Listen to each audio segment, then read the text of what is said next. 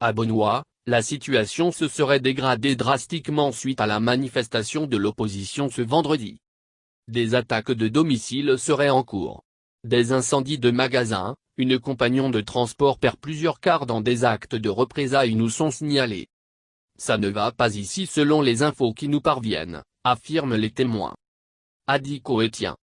Des cars de la société Camille Transport ont été incendiés vendredi à Beaunois, Sud, après des heurts entre autochtones à Bourré et à Halogène Malinqué, lors des manifestations contre la candidature du chef de l'État Alassane Ouattara à la présidentielle du 31 octobre, ont rapporté des habitants à Alerte Info.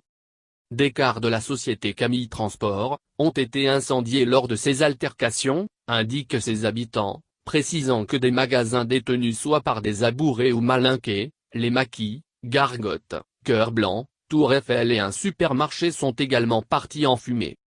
Aucun mort n'est à déplorer, ce sont les biens qui sont partis en fumée, selon ces sources, expliquant que des autochtones accusent des jeunes halogènes d'avoir lancé des pierres en direction des marcheurs, ce qui aurait causé de blessés et plus de tension.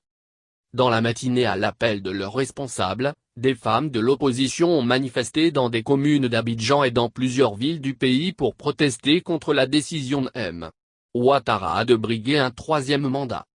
À Abidjan, 20 femmes interpellées lors des manifestations ont été libérées, a annoncé Odette Lorounion, l'une des responsables d'une plateforme des femmes de l'opposition, déplorant le déploiement des forces de défense et de sécurité pour dissuader cette marche historique.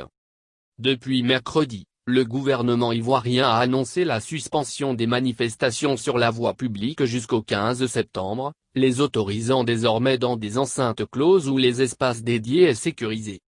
À l'appel de quelques organisations de la société civile et de leurs leaders politiques, des partisans de l'opposition avaient déjà manifesté le 13 août dans plusieurs villes du pays.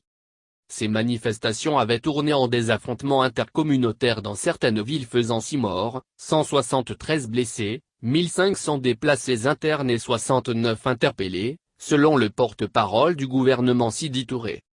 Selon des habitants de Beaunois, la tension était toujours vive dans la localité jusqu'à 17 h, GMT, local.